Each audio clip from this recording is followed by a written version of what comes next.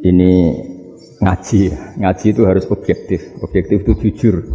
Jadi bisa saja korbannya ayah saya, bisa rektornya, bisa semuanya. Tapi korban dengan makna yang bagus. Karena di antara saran Al-Quran, Allah ngendikan kalau belajar atau mencari nasihat atau mencari kebaikan apa saja, itu diistilahkan walau ala anfusikum awil walidaini wal aqrabin, meskipun ketentuan itu merugikan kamu. Jadi ketentuan apapun yang merugikan kita harus tetap kaji, meskipun itu tidak menguntungkan kita. Karena banyak problem, mulai dulu sebenarnya problem itu orang yang wakam da'in yadda'i annahu da'a ilallah, tapi hakikatnya yad'u ila nafsih. Jadi banyak da'i yang mengklaim dirinya mengajak ke Allah dan Rasul, tapi sebetulnya hakikatnya mengajak ke kelompoknya sendiri. Saya ini termasuk kiai yang masih orisinil. Artinya orisinil gini, suatu saat atau kapan saja saya kok sudah tidak laku jadi kiai, asal Islam jalan tetap senang, karena nggak penting yang populer saya apa enggak, itu tidak penting, yang penting agama ini tetap jalan.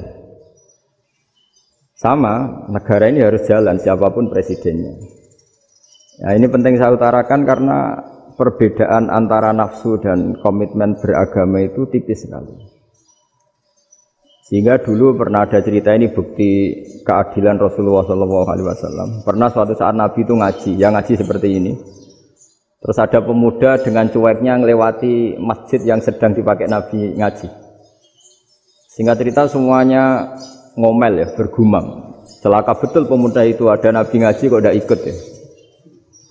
Tapi Nabi secara besar hati ngendikan, ini ada di beberapa kitab di Fadhailul Kasbi, keutamaan kerja. Kata Nabi, pemuda itu mau mencangkul di lahannya.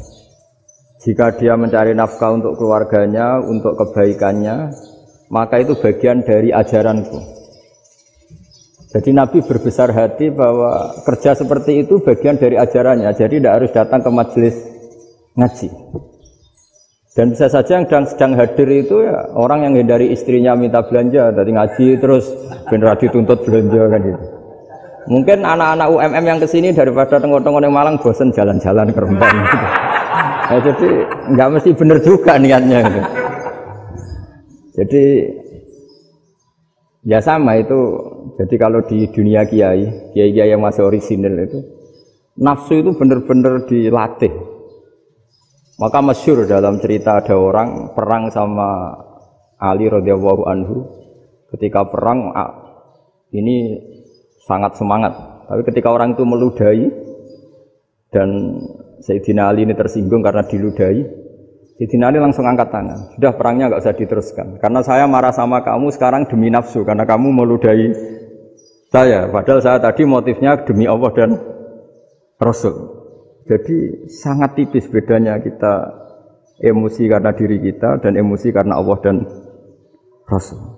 Sehingga ketika diludahin ini terus beliau mikir, jangan-jangan perang saya karena saya diludahin. Nah, yang hilang dari peradaban modern adalah Allah itu tidak begitu hadir di hati kita. Saya sering cerita di mana-mana, teks hadis itu sebenarnya berbunyi gini, ini hadis sahih. Mangka na yu'minu billahi wal yaumil akhir fal yukrim jarahu. Ada yang fal yukrim jarahu dhaifahu, ada yang fal yakul khairan aw yasmut. Siapa yang iman dengan Allah dan Rasul maka harus memuliakan tetangganya, memuliakan tamunya. Dulu itu ada seorang ulama dipanggil anak muda, dibully terus sekarang. Wahai kiai, datang ke rumah saya. Datang kiai itu. Setelah sampai ke rumah orang itu, silakan kiai kembali ke rumahnya, saya tidak butuh kiai. Kiai itu dengan riang kembali. Setelah di rumah dipanggil lagi, Pak Yai silakan datang ke rumah saya. Datang lagi. Ya senyum-senyum kiainya santai. Wah nggak jadi butuh Pak Yai, silakan kembali lagi. Sampai 3 kali. Oh itu kalau rektor digitukan marah itu. Dosen marah. Kiainya santai. Santai, senyum-senyum, rileks. Ketika ditanya, kenapa Pak Yai tidak tersinggung? Jawabannya unik. Anak muda, saya ini senang sekali nuruti perintah Allah, disuruh menghormati tetangga. Sehingga ketika Anda manggil, ya saya datang. Ketika Anda nyuruh pulang, ya saya pulang. Saya senang sekali nyenang kantongku. Dan itu perintah Allah. Jadi tidak ada hubungannya dengan kamu. Wah, pemudanya nangis minta dimaafin. Kalau kita kan enggak. Kita ini dosen, kiai, mungkin kita doktor, mungkin kita profesor. Tapi kita ini sering didikte oleh orang bodoh. Kalau orang bodoh itu jengkel, lo kita ya jengkel. Lo kamu jengkel, dijengkelkan orang bodoh itu namanya terdikte. Itu bodoh apa pinter? Oh, itu tidak pinter sama sekali. Kalau betul-betul kamu pinter, hanya bisa didikte oleh Allah Subhanahu wa Ta'ala. Jadi antara hukum Allah apa? Wa ahsin man asa'a ilaika. Berbuatlah baik sama orang yang berbuat buruk sama Anda. Itu dikteannya Allah. Kalau dikteannya orang-orang bodoh, kayak dimangkel ben mangkel, terus kamu mangkel, itu bodoh apa pinter? Nah, problem kita kekinian adalah wong pinter, wong bodoh, itu podo-podo bisa didikte oleh sekelilingnya. Terus karuan wataknya perempuan seperti itu, wataknya anak-anak seperti itu, kita didikte. Anak-anak jengkelin kita mangkel, berarti kita didikte oleh orang bodoh. Makanya agama itu unik, kadang ngendikan wa ahsin man asa'a ilaika, kadang wasil man qata'aka, sambunglah orang yang memutus kamu. Karena dengan demikian kita hanya didikte oleh Allah Subhanahu wa Ta'ala, bukan didikte oleh hukum sosial. Cara Jawane nak ngapiki tangga sing apik akeh tunggale. Berbuat baik sama yang berbuat baik pada kita itu, mbok orang fasik ya seperti itu, maling ya seperti itu, sama. Tapi kalau berbuat baik sama orang yang berbuat jelek sama kamu itu baru luar biasa. Dan memang teksnya hadis wa ahsin man asa'a ilaika. Berbuat baiklah sama orang berbuat buruk sama kamu. Jadi enggak boleh orang didikte.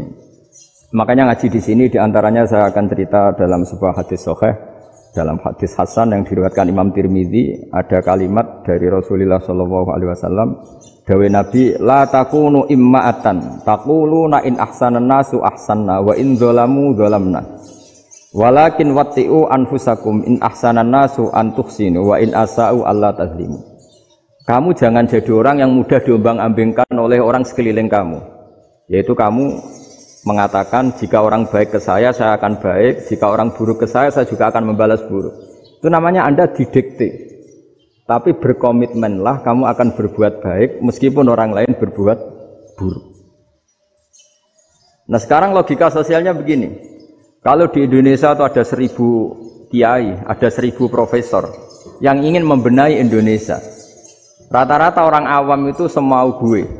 Terus mereka mendikte kita. Perilakunya enggak simpatik, perilakunya jengkelin. Terus 1000 profesor ini ikut jengkel. Itu kira-kira jadi solusi apa goblok bareng?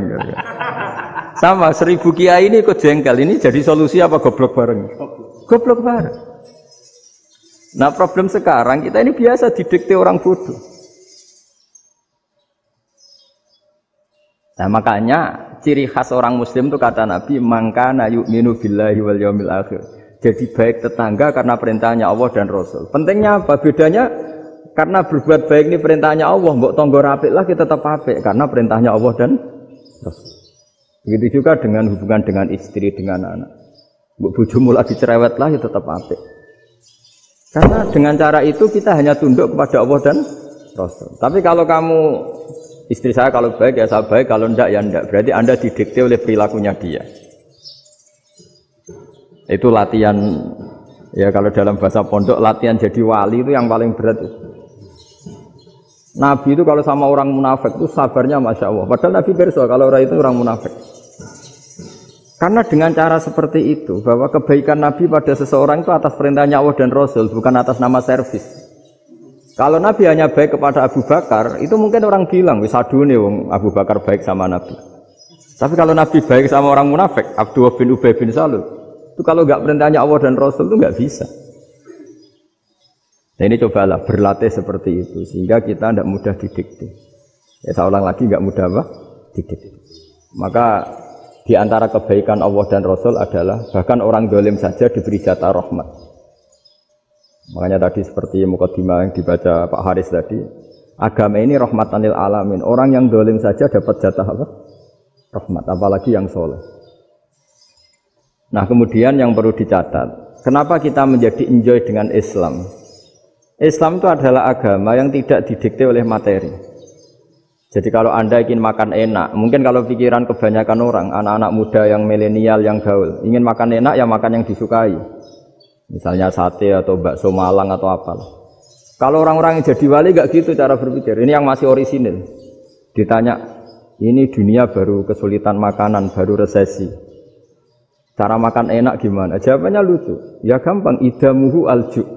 Idam itu lauk. Kalau kamu ingin makan lauknya paling enak apa? Alju. Kamu harus lapar banget. Sampai kalau puasa itu melihat tempe itu wah luar biasa. Tapi kalau kamu nggak puasa, air putih itu nggak menantang. Tapi kalau puasa, tempe air putih itu menarik dan Anda tetap lahap. Apa? Karena lauk terbaik adalah alju, yaitu lapar. Nah tapi kita ini enggak. Kita ini kayak orang bodoh. Kayak orang bodoh tadi, profesornya makan nyaman ya kalau sesuai selera. Nah itu kan sama dengan anak-anak ABG. Anak ABG itu makan lahap ya kalau yang disukai. Lalu bedanya apa ABG sama profesor? Kalau cara berpikir masih sama kan itu. Kiainya juga gitu. Kiai makan enak kalau yang disukai, kalau enggak ada. Lalu bedanya apa Kiai sama orang awam? Orang awam juga gitu, makan lahap ya kalau yang disukai. Nah ternyata perilaku kita ini yang pintar sama yang bodoh sama Mas. Kalau kamu ingin berkasta lebih baik, itu cara makan enak itu apa? Idamuhu al-jur. Lauk terbaik adalah karena kita sangat lapar. Makanya masyhur dalam cerita-cerita tarikh sirah nabawiyah. Nabi diberi hadiah, beberapa hadiah. Di antaranya ada yang diterima, ada yang enggak. Termasuk yang dikembalikan itu dokter. Ada seorang raja memberi hadiah Nabi dokter Tobit. Itu sama Nabi dikembalikan. Karena dokter ini sudah lama kumpul Nabi itu gak pernah sakit. Akhirnya dokter ini putus asa, ini gak perlu diobatin. Ketika ditanya, kenapa ya Rasulullah engkau gak pernah sakit?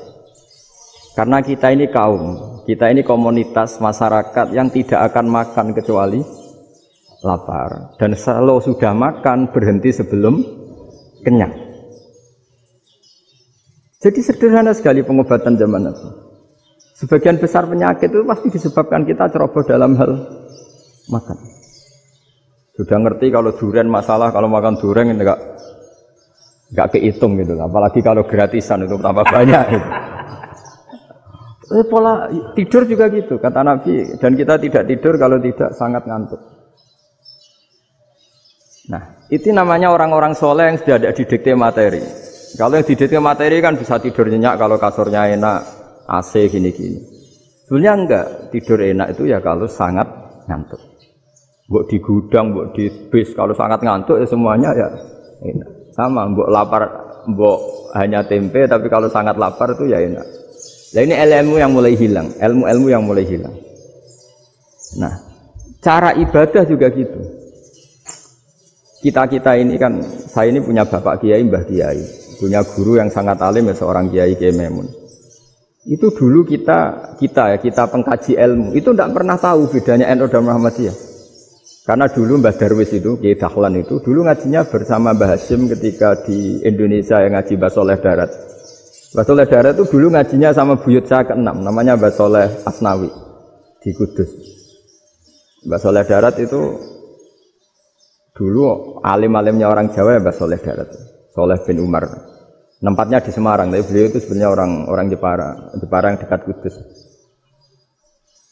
Setelah di Mekah, Mbah Hasyim ini mondoknya ya, mulazimnya ke Syekh Mahfud Termas.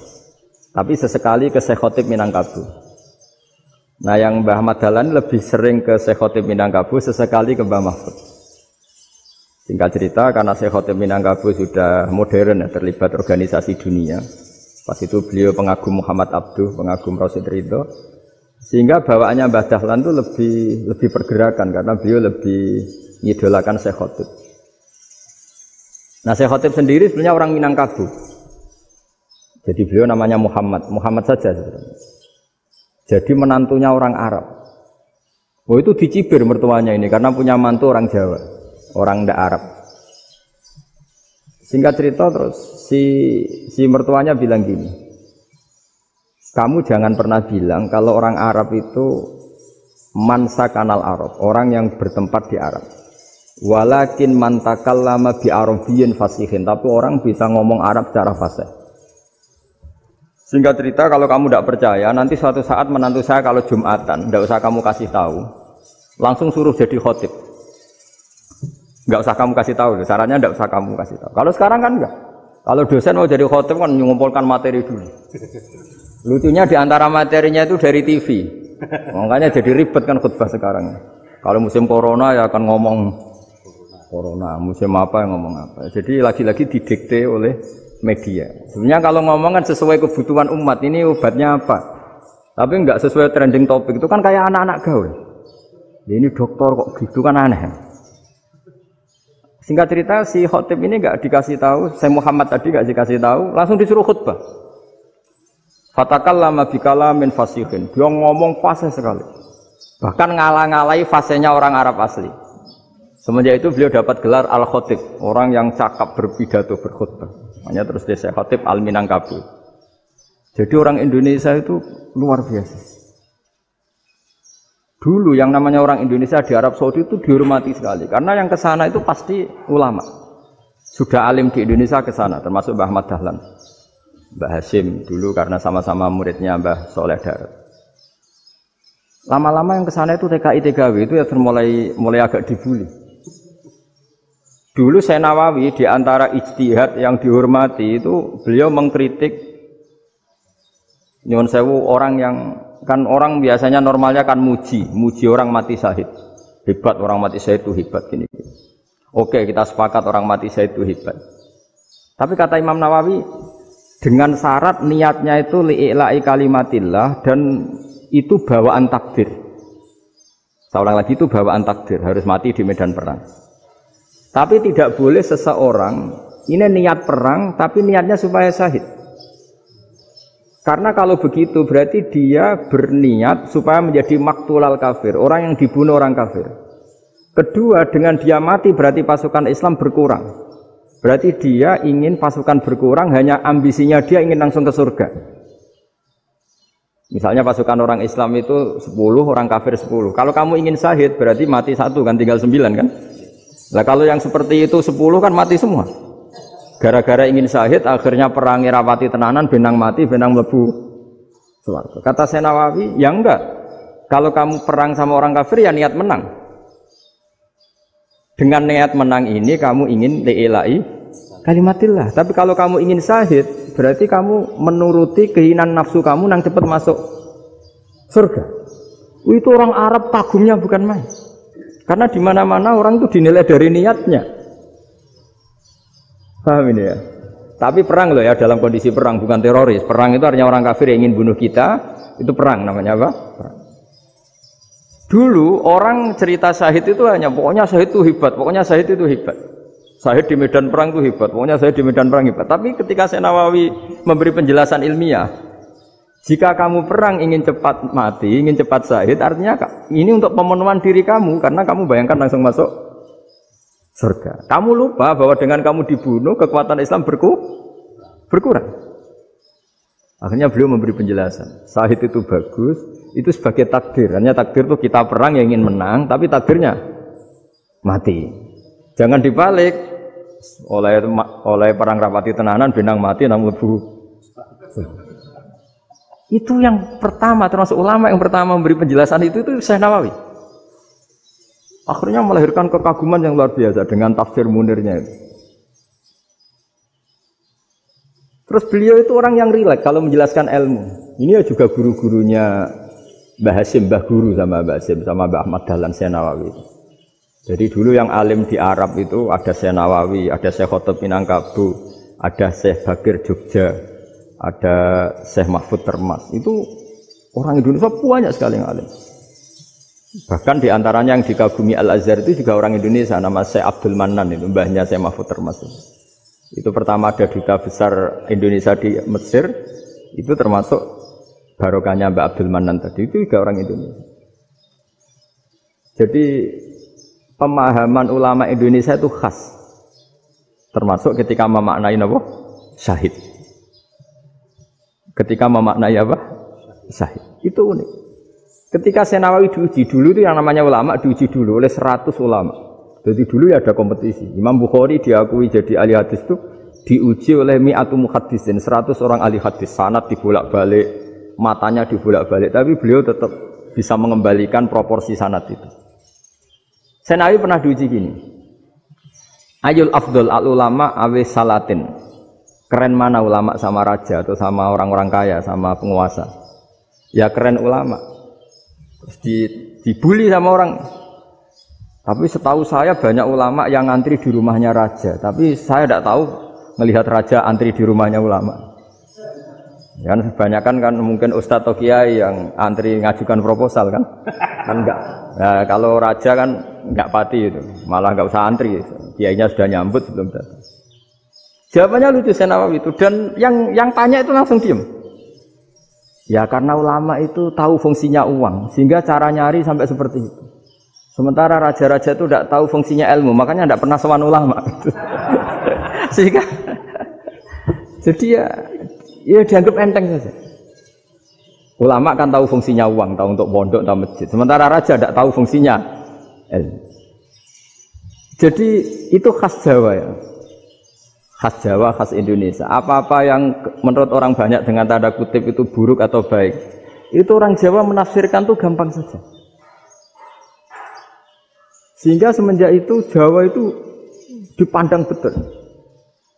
Saya punya kitab namanya Qadayal Haji wal Umrah. Itu terbitan Hayatul Ulya Arab Saudi, milik Wahabi. Itu diantara fatwa yang dipakai untuk solusi muskilatul haji, problem-problem haji kekinian. Itu fatwanya syekh-syekh yang dari Indonesia. Termasuk Syekh Khotib Minangkabau, Syekh Nawawi Banten, Syekh Bakir Nur Jogja. Misalnya begini, dalam fatwa-fatwa yang menyulitkan kita ya, sampai sekarang jadi perdebatan. Ketika Safa dan Marwah itu dengan batas tertentu, saya ulang lagi dengan batas tertentu. Mau tidak mau atas nama kebutuhan, itu kan butuh perluasan. Karena kalau naik turun itu mudah disepakati ulama. Jadi misalnya gini ya, saya punya tanah seluas ini. Pasti orang akan mengatakan sampai bawah ya tanah saya, sampai atas tanah saya. Itu mujma' alaih, itu disepakati. Jika Nabi ngendikan al-Ka'bah min tuhumil ardi ilas sama Ka'batun. Ka'bah sampai ujung bumi, sampai ke aras semuanya Ka'bah. Sehingga tidak ada perdebatan ulama ketika Masjid Haram ditingkat, kemudian yang di atas sholat. Tetap dia menghadap Ka'bah. Tidak harus diluk melihat di bawah, enggak. Karena Ka'bah sampai langit. Sama, tanah Anda kamu tingkat sampai 10, enggak ada tetangga protes. Karena bawah sampai atas tanah Anda. Tapi kalau diperluas, tanah Anda kamu luaskan setengah meter saja atau 3 cm saja, iso geger mek tonggo. Karena di mana-mana batas itu ya tadi. Kalau atas bawah miliknya, kalau samping enggak. Pertanyaannya, perluasan Mina itu ke samping. Perluasannya Matof yang Mas'a itu juga ke samping. Geger kan ulama dunia. Bagaimana hukumnya Mina Jadid? Mina yang diperbarui atau Mina yang diperluas. Itu diantara rujukan baik yang membolehkan maupun yang menentang.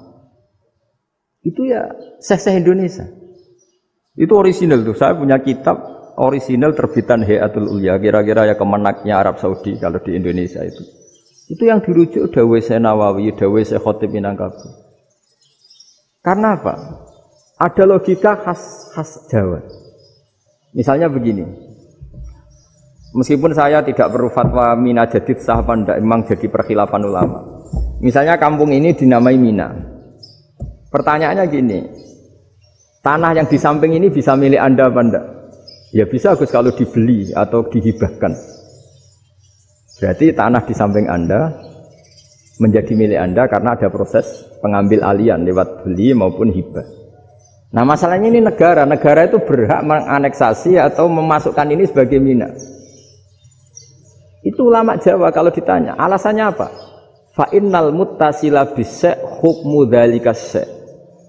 Karena yang gantet, yang mutasil itu bisa dihukumi seperti sesuatu itu. Jadi kalau ini Mina, ya yang gantet Mina ini ya bisa dikatakan Mina. Beda dengan membuat Mina Malang Mina, wah itu tidak bisa, tidak mutasil kan? Itu enteng sekali ulama Jawa. Satu ya tentu karena kebutuhan, tapi asal masih al-muttasilu bihi, yang masih tanah yang masih mutasil. Nah, ketika perluasan mas'ah antara sofa dan marwah kan misalnya ini batas luasnya sofa, ini batas luasnya marwah. Lalu atas nama kebutuhan, sofa marwah itu sampai sini. Sampai agak meluas ke sini. Itu geger Arab Saudi. Wah, ini gimana? Padahal tawaf itu harus antara gunung sofa dan gunung marwah. Sa'i itu ya. Tapi kalau istilah Quran memang tawaf sama-sama. Makanya apa? Inna sofal marwata min sa'airillah faman hajjal baita wa i'tamara fala junaha alaihi ayyat tawafati. Nah, jadi kalau istilah sa'i di Quran itu masih tawaf. Karena harus ada, kalau bisa lah, bukan harus. Kalau bisa memang harus ada unsur muternya. Kita kalau sa'i kan dari sini sofa sampai sini marwah. Terus kan agak muter ke sini. Nah, kan agak membentuk lingkar. Nah, makanya Quran tetap mengistilahkan apa? Tawaf. Jadi bukan sini ke sini terus sini ke sini kan enggak, tapi sini sampai sini terus muter kan? Terus sini. Jadi antara setar dan selama ini prakteknya kan gitu ya. Sofa ngambil sini terus ke sini terus agak muter. Nah, karena ada unsur agak muter ini terus orang menyebut apa? Tawaf. Tapi itu bukan syarat sah, ini cerita ideal. Saya ulang lagi ya. Gunung Sofa itu puncaknya atau pucuknya kalau dalam bahasa Jawa itu ya hanya segini, ini sampai sini. Nah, kelompok Islam yang fikih keras nggak boleh diperluas karena Allah memilih tempat ini itu spesial, jadi nggak boleh ke yang lain. Tapi ketika kebutuhan mendesak mau tidak mau harus diperluas, itu jawabnya Kiai Jawa lucu. Gunung sing ketok iku sing dhuwure tok. Sikilane luwih hombo. Jadi karena kita kan gunung kan bentuknya gini. Nah, sofa yang kecil itu yang atasnya, tapi sikilannya sini kakinya lebih luas. Jadi boleh perluasan asal tidak melebihi kakinya. Nah, dihitung ya lebih luas. Jadi Kiai Jawa itu kayak wong delok gunung Penanggungan, kayak gunung Arjuna. Di mana-mana puncak gunung itu lebih kecil timbang kakinya. Artinya diperluas ini bukan berarti tidak di sofa dan tidak di... Itu khasnya Jawa. Jadi jangan kira orang Jawa itu udah hebat-hebat sekali. Termasuk perkembangan hotel di Arab Saudi.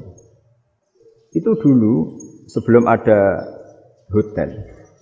Buyut saya kelima atau keenam dulu haji, namanya Badur Rahman. Itu kalau mau ingin apa ya, menghindari terik matahari itu masuk gua. Itu masuk gua itu hanya separuh badan, kakinya di luar. Jadi jangan bayangkan kalau gua di Indonesia kayak gua Akbar di Tuban orang bisa masuk jalan-jalan, enggak. Gua di Arab itu kayak cepitan batu, tidak sampai masuk. Sehingga kepalanya dimasukkan, kakinya masih kena matahari, saking panasnya Arab Saudi. Sehingga dalam bayangan hijrah ketika Nabi bersembunyi di gua Sur, itu kata Abu Bakar, kalau orang kafir melihat kakinya pasti melihat kita karena nggak bisa masuk penuh. Jadi orang itu mau dempes tok. Sehingga ya kira-kira luasnya gua paling segini. Makanya guyonannya kiai-kiai itu untung nggak kayak gua Indonesia. Kalau kayak gua Indonesia laba-labanya capek karena luas sekali.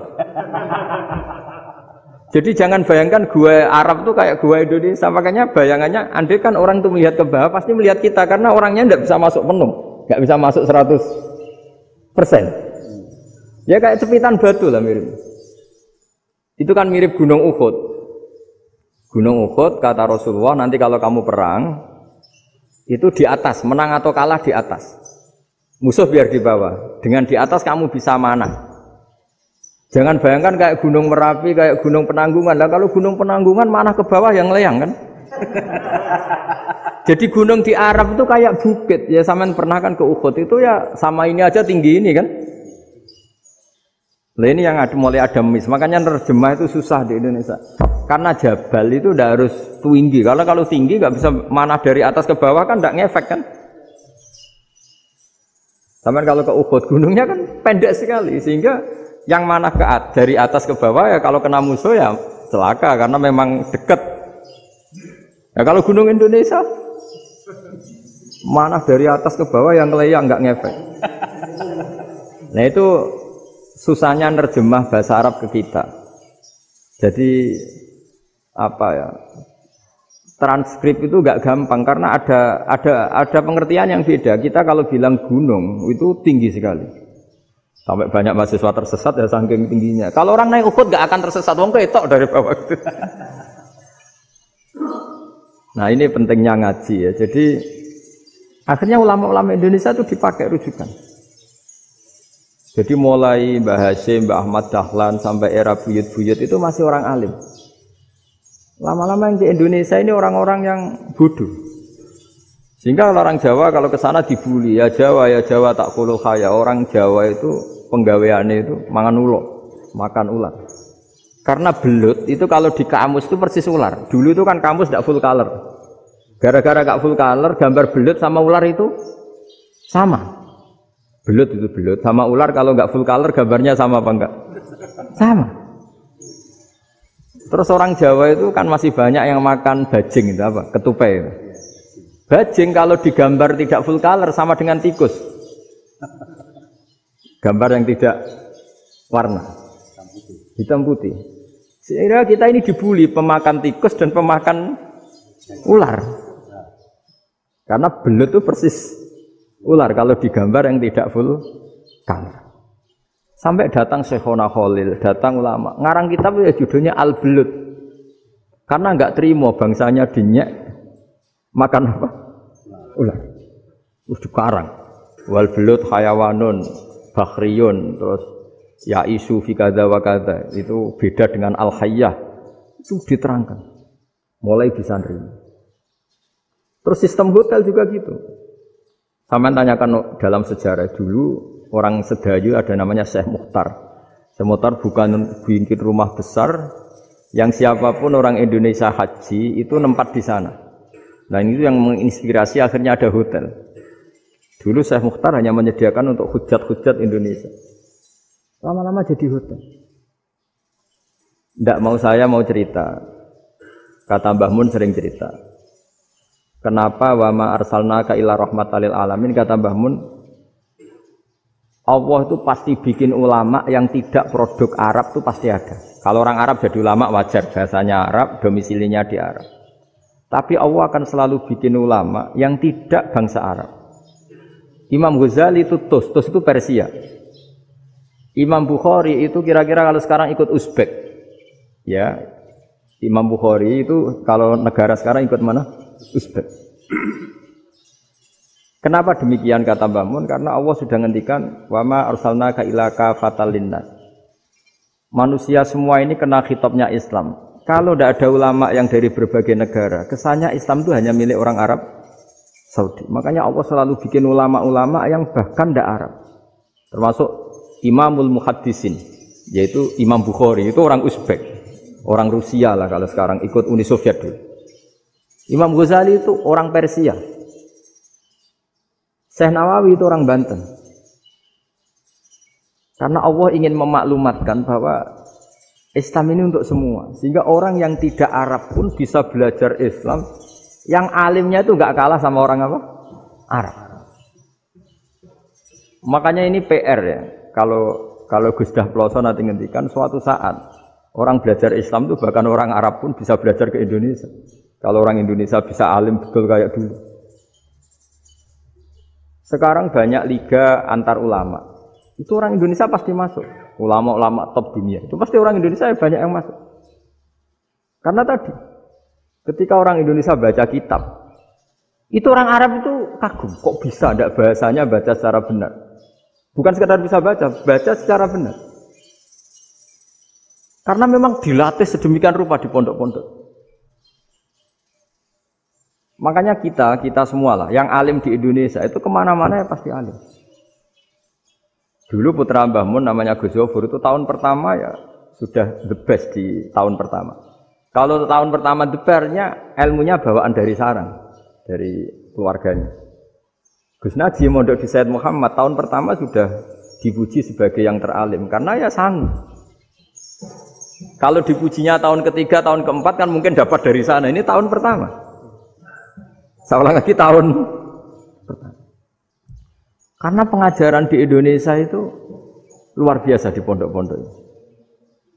Makanya kalau dalam anekdot pondok itu cerita-cerita lucu itu. Ada orang Jakarta ngaji, setelah di kelas itu pelengahan terus. Melihat jendela, lihat pintu terus. Lama-lama gurunya marah. Kamu diajarin kok ndak punya sopan. Melihat pintu terus gak memperhatikan guru. Ya. Anak Betawinya jawabnya lucu. Habis Pak Guru bohong. Kenapa ya?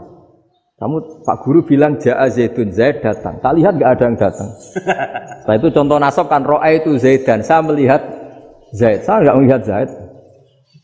Contoh ketiga yang jer kan maror tu Zaidin. Saya berjalan ketemu Zaid. Pak Guru diam di situ gak jalan-jalan. Jadi saking detailnya Indonesia tidak diajari. Kalau rofa Ja'a Zaidun. Kalau nasab ro'a itu Zaidan. Kalau jer maror tu Zaidin. Nah si murid Betawi ini karena pertama sekolah, ngiranya gurunya itu cerita, Zaid datang. Makanya dia lihat pintu terus, mana katanya datang kok enggak datang-datang. Nah dengan latihan seperti itu, kemungkinan orang Indonesia salah itu kecil karena memang dilatih betul. Saya ulang lagi karena memang dilatih betul. Sehingga ketika orang Indonesia ini yang cerita seorang wartawan. Ini kisah nyata, kali ini tidak anekdot, kisah nyata. Ada wartawan internasional meliput Ramlah itu di Gaza, di Palestina.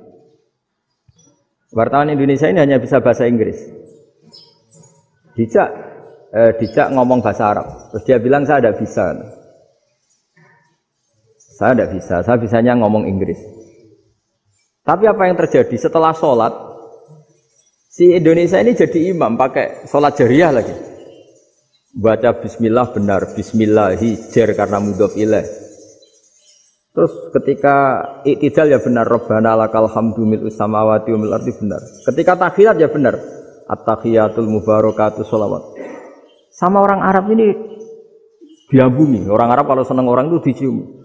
Kamu tawaduk, sebenarnya kamu itu ahli bahasa Arab. Karena orang Indonesia sekali sholat itu nggak ada yang salah. Meskipun benarnya karena hafalan, tapi bagi yang ahli nahwu itu hebat. Misalnya kita kalau ngapalkan kan bismillahi, bismi jer karena ba, Allahi jer karena mudhof ilaih, ar-rahmani jer karena sifat, ar-rahimi karena sifat, alhamdu rofa karena mubtada, lillahi jer karena ada huruf jerli, robbi jer karena sifat. Sebetulnya tidak karena pinter, tapi karena hafalan. Tapi orang Indonesia hebatnya itu benar terus.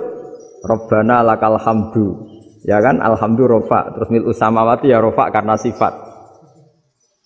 Sehingga terus orang Indonesia kalau sholat di Timur Tengah itu dipuji. Karena makhrajnya ya benar, rofa nasabnya juga benar. Nah itu di negara lain tidak ada enggak Indonesia. Orang Cina itu sering bikin marah orang-orang Arab. Karena kalau dongo itu enggak fasih kayak orang Indonesia. Orang Indonesia kalau dongo ya Allahumma tohir qalbi. Orang Cina ini yang jadi guyon di Arab. Allahumma tahir kalbi gitu. Itu kan bedanya aja loh. Itu orang Arab pertama membiarin. Lama-lama kalbun entak gitu. Maksudnya asu-asumu gitu. Karena dia bilangnya qaf itu kaf. Jadi kalau Allahumma do Allah tohir, kalau aturi nyucekno panjenengan kalbi ing asu ingsun kan. Tapi kalau qalbi itu ati ingsun, tapi kalau kalbi anjing ingsun. Bedanya qaf sama kaf. Ana arah-arahnya kalbun entak. Asu-asumu maksudnya kan. Tapi padahal orang Cina itu bareng dilihat tagnya ya pakai qaf. Orang Indonesia enggak, mulai kecil dilatih, sak fase-fase. Sampai ya sulit betul latihan Fatihah itu. Kalau di Kudus malah sampai 3 bulan Fatihah. Sampai at-tahiyyatu, kurang bersih. At-tahiyyat sampai gitu.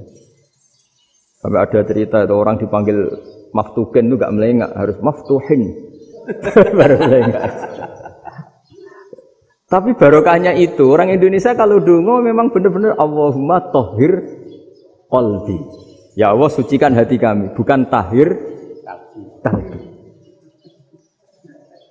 Karena sekali jadi kaf itu maknanya anjing saya. Ya Allah sucikan anjing. Jadi ini orang Indonesia. Jadi kata Mbah Mun, dawe Mbah Mun, illaka fatal linnas, bahwa agama ini milik semuanya. Itu diantara bukti Allah menghendaki atau mendesain Islam seperti ini, orang yang belajar di Indonesia. Itu pengetahuannya Islam, pengetahuannya tentang Islam itu tidak kalah sama yang belajar di Al-Azhar, sama yang belajar di Arab Saudi. Makanya ini PR-nya UMM, PR-nya IAIN, PR-nya UIN. Bisa enggak sealim mereka dalam bahasa Arab? Nah, bahasa Arabnya man anta, ana zaidun. Jangan sampai, karena kita di sana ini kadung dibully. Orang Arab tuh kalau bully kita, sampai tak kasih cerita.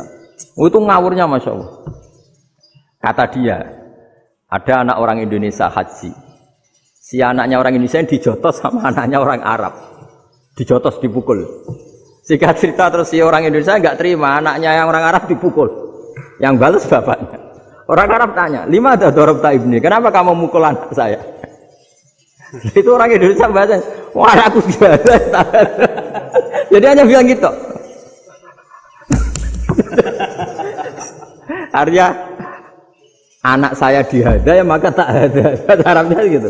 Anak saya dipukul maka saya balas mukul. Itu orang Arab mantuk-mantuk oh gitu. Paham? Suatu saat ada orang Indonesia itu sama orang Arab itu dilus-lus. Dilus-lus itu ya digini-giniin. Karena dia latihan bahasa Indonesia, latihan bahasa Arabnya itu masih mufrodat. Jadi kalau mengartikan yadun itu tangan, saro itu jalan.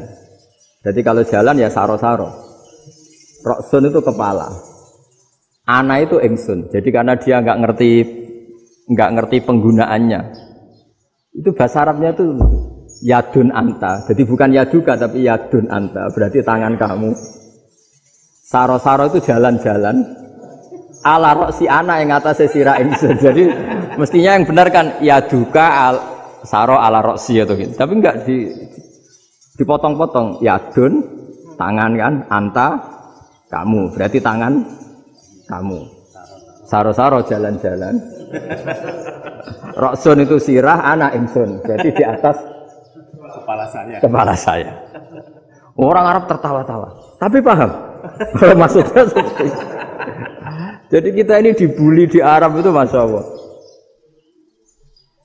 Jadi akhirnya lahirlah ulama-ulama tadi yang saya sebut tadi. Bahkan pernah lama sekali ulama Indonesia itu jadi master di Arab Saudi. Yaitu Senawi Banten. Itu kalau orang sana bilang itu Sayyidu Ulama Il-Hijaz. Top-topnya ulama Mekah Madinah. Padahal beliau orang Indonesia. Dan dimakamkan di Ma'la itu dekat makamnya Sayyidah Khadijah. Karena sangat dihormati. Nah, di antara sebab dihormati adalah ketika orang memahami syahid, maknanya pokoknya maktulal kafir. Syahid itu adalah orang yang kalau perang itu mati di medan perang. Itu Imam Nawawi merinci secara detail. Kalau dia perang supaya tujuannya mati syahid cepat ke surga, berarti dia nuruti hadzun nafsi. Ingin cepat ke surga. Tapi dia lupa bahwa dia dengan terbunuh, pasukan Islam berkurang kekuatan. Maka syarat perang yang benar adalah ya ingin menang. Di mana-mana perang ya lillahi kalimatillah supaya kalimat Allah itu menang. Jangan ingin kalah. Soal dia mati takdir, tapi jangan ingin mati. Wah itu terus dikagumi. Ternyata memang, oh iya ya kalau pasukan Islam 10, kafir 10, kita ingin syahid, berarti ya kalau orang ingin syahid kan terus mungkin perangnya ada hati-hati, main ngawur saja terus kalah mati. Ya, kalon satu kan, terkurangi satu kan. Nah kalau semuanya 10 punya niat gitu, nah itu Senawawi. Senawawi itu orang yang begitu gampang nerangkan Quran. Bahkan ketika orang Arab kesulitan ngartikan famathaluhu kamathalil kalbi intahmil alaihi yalhas atau tatrubuna yalhas. Orang tomak itu ibarat kayak anjing. Anjing itu kamu kasih makan ya tetap melet, menjulur-julurkan lidahnya, kamu ndak ya ndak. Imam Nawawi ditanya, ma wajusibbi, lalu wajah tasbihnya di mana? Beliau menjawab fitoma. Jadi anjing punya dua sifat yang berlawanan. Di bab ilmu dipuji, nggak ada hewan yang mudah menerima ilmu kayak apa? Anjing. Sehingga Quran mengistilahkan wa ma 'allamtum minal jawarihi mukallibin. Hewan yang mudah diajari itu oleh Quran dibahasakan sudah menganjing. Karena anjing adalah hewan yang paling mudah apa?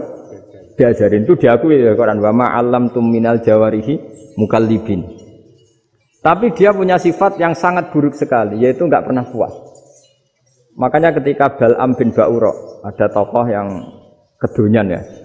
Itu kalau diistilahkan Quran walakinnahu akhlada ilal ardi wattaba'a hawa. Famathaluhu kamathalil kalbi in tahmil 'alaihi yalhas aw tatrukhu yalhas. Jadi anjing punya dua sifat yang berlawanan. Di bab ilmu dipuji karena paling mudah diajarin. Itu saya pernah ke Malaysia, diceritain sama polisi Malaysia. Anjing itu saking cerdasnya itu bisa deteksi CD palsu sama CD bajakan, asli sama bajakan. Itu kan enggak kebayang. Kalau narkoba mungkin masih ada bau khusus ya. Atau mesiu atau bom masih ada bau khusus. Ini enggak. Anjing itu dilatih ngecek CD yang asli sama yang palsu. Oh itu kebablas itu pinternya itu. Itu harganya itu 1 miliar lebih. Paling mahal. Jadi mungkin bisa deteksi ini dosen betul apa abal-abal itu bisa. Itu kiai betul apa kiai pesanan itu mungkin bisa. Itu saya punya kitab namanya Al-Hayawanul Kubro. Itu cerita prestasi-prestasi hewan. Itu yang berkuras-kuras sampai berjilid-jilid. Itu ya cerita anjing. Gak ada hewan sebaik anjing. Di bab itu ya, di bab sampai ya tadi. Ada anjing yang sangat loyal sama majikannya. Loyalnya Masya Allah, sopannya Masya Allah. Anjing itu mbok lama berbakti sama sampean, nggak mau tidur di ruang tidurnya sampean, dia tetap tidur di luar. Corong Jawa nggak ngelama. Suatu saat si raja ini minum, wisata minum. Pas mau minum diterjang sama anjingnya sampai tumpah. Kecewanya raja ini itu karena selama ini anjingnya sopan sekali. Sekedar ganggu di ruangannya nggak pernah, malah ini mau minum, minuman yang disukai diterjang anjingnya tumpah. Marah kan anjingnya di mana? Ternyata apa? Minuman itu anjing ini tahu kalau minuman itu beracun, diracuni oleh musuhnya. Itu saking hebatnya anjing sampai ketika ngawal rajanya itu tidak sekedar ada penjahat atau maling. Bahkan trik-trik kayak minumannya diracun oleh orang lain itu anjingnya tahu. Jika pas mau diminum diterjang sampai terus supaya enggak keminum. Makanya Quran istilahkan anjing itu apa? Wa ma 'allamtum minal jawarihi mukallibin. Hewan piaraan yang kamu ajarin nanti sampai sepinter anjing. Makanya Ashabul Kahfi itu ketika ngajak anjing tadi, beliau tidur, anjing itu tidurnya bil wasit, wakal buhum basitun dzira'aihi bil wasit. Jadi dia tidur dalam posisi siaga. Loh coba anjing itu enggak pernah sekolah. Karena dia posisi menjaga, tidurnya itu kayak siaga gini. Bukan ngorok madhep ke atas terlentang itu enggak. Andai kan dia tidur terlentang itu kan yang mau mengganggu kan, wah sunai turu itu enggak. Dia tidur posisi siaga, makanya disebut lawit tolak ta'alaihim lawalaita minhum firaron. Kalau kamu melihat anjing itu pasti lari karena dia posisi siap merekam. Jadi tidur tapi posisi siap merekam. Jadi matanya tetap terbelalak kayak siaga. Padahal itu enggak diperintah, ya dia memang punya nalar untuk itu. Ini disebut wa ma 'allamtum minal jawarihi mukallibin. Dan dalam teori modern juga gitu. Tapi dalam hukum Islam yang dianut mazhab Syafi'i itu anjing tetap najis. Ya sudah najis ya najis, tapi ada mazhab lain yang mengatakan tidak najis. Tapi tidak usah ngurmat anjing, geger nanti kalau rektor kampus punya anjing. Tapi ilmu itu bagus untuk kelangenan kadang. Andai kan tidak ada mazhab Malik, maka kita kesulitan menceritakan Ashabul Kahfi yang hewan piaraannya itu anjing. Tapi misalnya anjing disucikan, kita juga nanti susah menjelaskan hadis Nabi malaikat itu tidak masuk rumah yang di situ ada apa? Anjing. Maka ilmu itu, makanya kata Imam Sa'roni, sebagian ilmu itu memang kelangenan, tapi nggak boleh jadi praktek. Tapi harus ada. Misalnya begini, contoh paling gampang. Api dalam mazhab Syafi'i kan alat pensuci hanya dua, air dan tanah. Ya saya ulang lagi, air dan tanah, yaitu tanah untuk mensucikan najis anjing. Imam Abu Hanifah menambahkan api. Mazhab Syafi'i itu agak kesulitan ketika ada batu bata, dibikin dari tanah-tanah yang bercampur kotoran. Mazhab Syafi'i akan kesulitan karena di situ ada najis yang jadi materinya bata. Hukumnya gimana kalau nanti dipakai masjid? Tapi barokahnya ada beberapa mazhab. Abu Hanifah mengatakan dan api. Jadi apa tadi air, tanah, api. Alasannya masuk akal. Ketika usatul mukminin, orang-orang mukmin yang ahli maksiat itu sebelum masuk surga, kalau dia dosanya banyak itu dibakar dulu supaya suci. Emas itu untuk memisahkan dengan materi lain juga harus dibakar. Berarti api termasuk alat. Artinya gini, batu bata yang materinya dari tadi najis sekalipun, ini menjadi suci karena ngalami pembakaran. Tapi kata Imam Sa'roni, ilmu ini hanya sebagai ilmu. Jangan sampai kalau kamu mau wudu gak ada air terus membakar diri. Lah ini ribet kan. Jadi ilmu itu sebagian memang untuk kelangenan. Karena kita butuh. Andai kan tidak ada mazhab Abu Hanifah, maka kita akan kesulitan pakai bata. Yang kita tahu cara bikinnya kadang di tempat yang kotor, di tempat yang najis. Tapi karena ini ngalami dibakar, maka hukumnya suci menurut mazhab Abu Hanifah. Dan itu sering. Ulama itu sampai apa? Saya punya kitab fikih namanya Fardul Masail. Pengandaian ada masalah. Jadi masalah itu belum terjadi tapi diandaikan. Misalnya kayak di Texas. Bumi itu bulat bola. Texas itu kalau dibor itu pas Ka'bah. Lalu kiblatnya di mana? Bumi ini kan hanya rubuk-rubuk seperempat. Yang ada arah itu seperempat. Tapi kalau Ka'bah itu sama Texas atau Texas dengan Ka'bah itu lalu kiblatnya mana? Wong sudah bebas arah. Maka ilmu mengatakan mara'ahu muslimuna hasanan fawa indahu hasanun. Kamu jangan nuruti ilmu hakikat tapi nuruti mindset. Kalau mainstreamnya orang banyak seperti itu, mindsetnya orang sana misalnya Ka'bah sana ya ikut sana. Tapi ini tidak mewakili hakikat karena kalau yang 380 derajat itu kan terus ribet. Makanya ini kesulitan di bab-bab fikih. Ya saya ulang lagi, kesulitan di bab-bab fikih. Makanya fikih itu selalu bicara misalnya gini, ada orang sholat. Saya ulang lagi.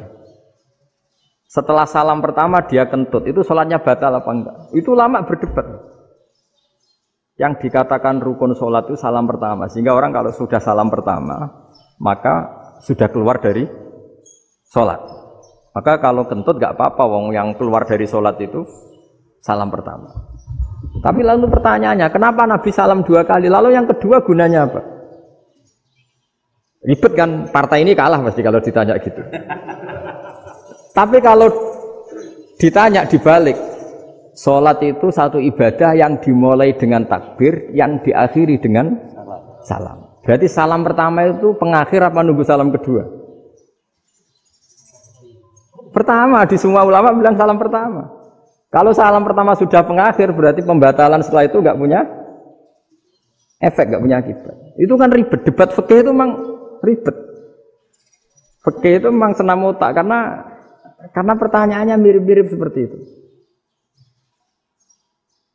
Nah, sampean milih mana? Milih salam pertama apa salam kedua? Pasti ulama milih salam pertama. Jadi anehnya fikih itu di situ. Misalnya orang mati, takbir itu berapa kali? 4 kali. Andai kan takbir 5 kali itu batal apa enggak? Satu ulama mengatakan 5 kali itu batal. Karena rukunnya sholat jenazah itu takbir 4 kali. Berhubung ini rukun, kalau nambahi ke 5, berarti menambahkan rukun. Kayak kamu sholat, rukuk 2 kali kan batal. Sujud 3 kali, batal. Karena menambahkan apa? Rukun. Berarti kalau takbir 5 kali, batal. Tapi pertanyaannya, takbir itu adalah wiridan biasa. Sehingga kalau ditambahkan, nggak punya akibat, batal.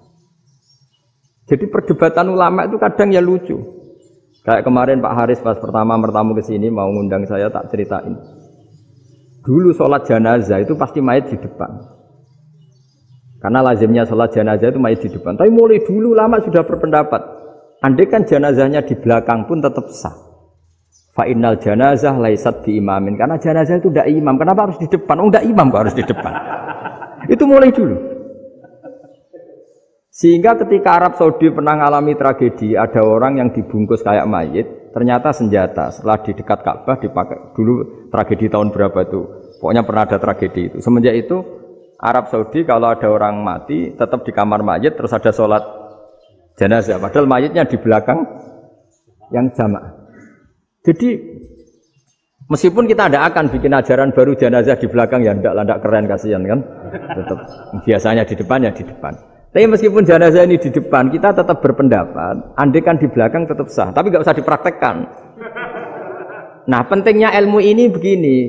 Saya misalnya di Rembang, boleh nggak nyolati ghaib jenazah yang di Surabaya? Boleh kan? Padahal yang kita solati di belakang. Jadi ilmu itu penting. Cocok nggak cocok, nama ilmu itu penting. Terus ada gini lagi pertanyaan di fikih. Memang saya sengaja akan ngaji fikih. Kalau ngaji intelektualitas orang Muhammadiyah juara lah. Tapi ini ngaji fikih. Ada orang sarongnya itu pas sampai lutut. Kalau berdiri lututnya tertutup. Tapi nanti kalau ruko agak jengking lututnya terbuka. Itu batalnya nunggu ruko apa mulai takbir sudah batal? Padahal pasti nanti batal kalau ruko ini. Itu ada ulama yang mengatakan ya batalnya nunggu ruko. Bagaimanapun terjadinya pembatalan waktu ruko. Ada ulama mengatakan yang enggak mulai awal sudah tidak sah itu karena pasti ngalami. Nah, pertanyaan-pertanyaan seperti itu penting karena lalu Allah menilai apa? Ya nilai niatnya. Misalnya gini, kalau contoh itu mungkin Anda tidak tertarik, tapi contoh begini. Kita mau operasi jam 10 siang. Kita tahu kalau nanti 10 siang akan divonis medis harus makan karena mau berobat. Malamnya itu kalau kamu orang soleh, bayangkan kamu orang soleh. Kalau tidak orang soleh kan tidak punya komitmen. Kamu milih niat puasa, apa enggak jam 10 mesti mokak menisan raposo. Kamu orang soleh. Kalau kamu orang soleh pasti milih puasa, karena ini Ramadan. Meskipun nanti jam 10 pasti disuruh batal sama dokter. Setidaknya kita berpikir gini, nak mati jam itu paling enggak ditulis saya sebagai orang yang puasa. Jadi perasaannya orang soleh itu beda. Kalau orang kok sampean barang menisan raposo kok ya mesti. Sampean tidak pernah berpikir bahwa puasa mulai fajar sampai jam 10 itu luar biasa. Bisa saja kita mati jam 7, bisa saja mati jam 6. Kan ditulis Allah sebagai orang yang berkomitmen terhadap puasa. Terus ada kemungkinan kecil. Bila jam 10 itu dokternya sakit atau nggak jadi ke sana. Berarti kamu kan nggak jadi buka. Kan ya mungkin juga. Sama yang tadi, delalah sebelum ruko ono wong sing nyarongi sampean. Sehingga sholatnya normal. Kamu tidak menemukan pakaian yang pas, dibeli pas setelah ruko, mau ruko, ono wong wah sholatnya kira bener disarongi. Itu agama. Jadi agama itu dimulai dari mana coba? Dimulai dari niat, dari komitmen. Nah, sekarang kelirunya kenapa ada garis keras? Agama itu dimulai dari keinginan ideal. Itu yang mulai itu ada orang-orang garis keras. Agama ini enggak, agama ini dimulai dari niat. Sampai ada kaidah agama la yudroku kullu la yudroku kullu. Kalau tidak bisa ideal jangan ditinggalkan sama sekali. Tapi orang enggak, sekarang bayangkan Islam itu ideal. Pemimpinnya ya soleh, masyarakatnya soleh, enggak ada maksiat, enggak ada apa. Dan apa ilmu? Kalau secara ilmu mulai dulu ya ada orang dolim, ada orang soleh. Nabi kurang baiknya. Di angkatan itu ya ada orang munafik. Sehingga ulama itu sudah berpendapat ideal itu piye? Zaman Nabi saja ada orang apa? Munafik. Itu ilmu.